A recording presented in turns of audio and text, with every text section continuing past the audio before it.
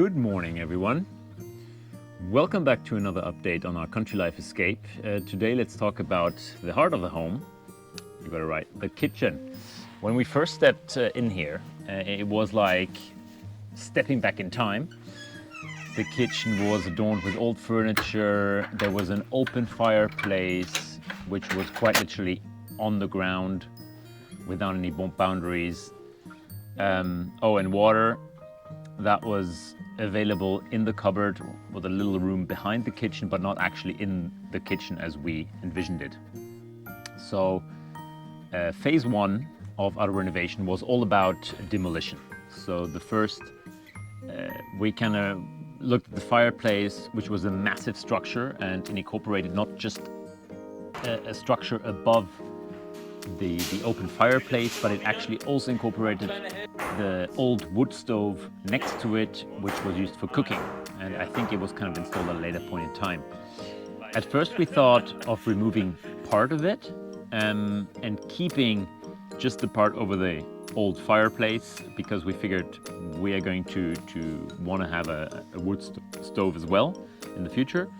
But we very quickly realized that retaining this kind of cone-shaped structure above the stove is just basically gonna trap all the heat and bring it right up the chimney instead of basically heating the room. So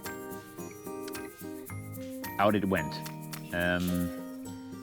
We also had an initial thought that we would knock down the wall separating the old pantry, so the room behind the kitchen, from the actual kitchen. But thank God we didn't do that, because the space behind just proved to be so invaluable for housing our entire heating system, our electrical installations, the washing machine, and obviously also a lot of kind of storage space for food, etc. On to phase two, laying the groundwork. This involved cutting trenches in the walls for electrical lines and fixtures. We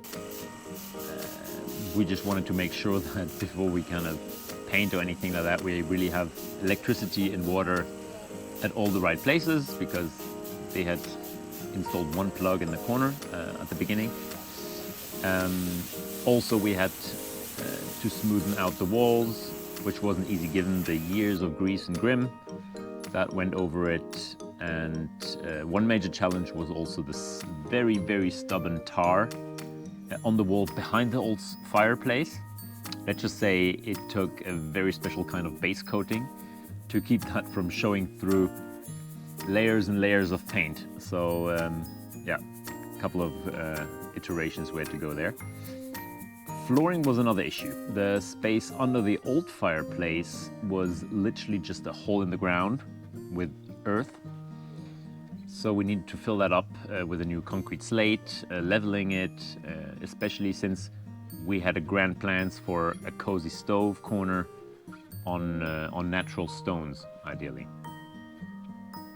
About the heating system, we initially considered an all-electrical system, but quickly pivoted to a solar thermal wood stove hybrid connected to a 1,000-liter water tank to collect the heat.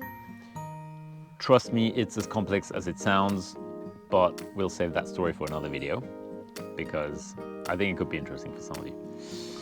So there comes phase three, the fun part, building the actual kitchen. We went the sustainable route, as always, upcycling various kitchen parts we got for free and adopting them to fit together cohesively. That was actually a project in itself. And the cherry on top, of course, then we got a nice acacia countertop, because we figured it would fit well. Obviously, we kind of made the fronts of the kitchen match, so we got the same ones there.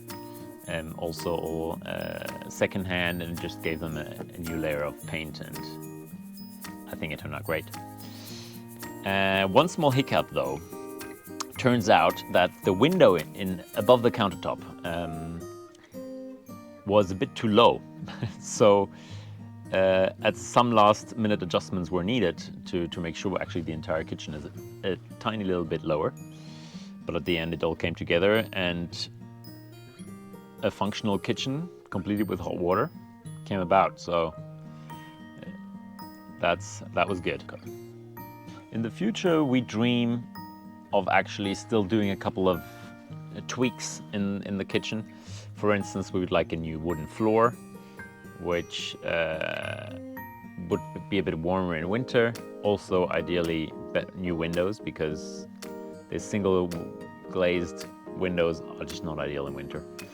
And although we kind of decided not to change everything in one go, a bit of a cost point of view there, we definitely will do that at some point. And potentially also cutting an entire door where the window towards the south is, so we would have kind of a nice glass door that we could straight have access to the terrace from the kitchen. Hope you enjoyed this update as much as we love making it happen. Got ideas or questions? Then make sure to drop them in the comment section below. And of course, don't forget to like, subscribe, and ring that notification bell. And without further ado, let's go get things done. See you around. Until the next time.